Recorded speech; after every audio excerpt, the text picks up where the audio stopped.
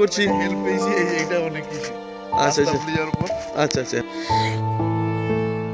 শীতকাল 2024 সালের জানুয়ারি মাস 12 তারিখ।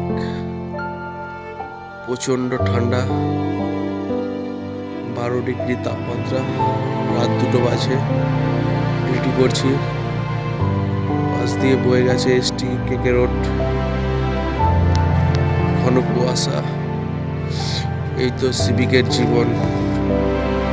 কেউ নেই, আমি আমার আর এক ব্যাচম্যান।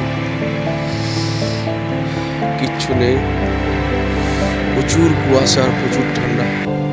এই যে আমি আর আমার ব্যাচমেট, নাম হচ্ছে সেলিম ভাই, ডিউটি করছি।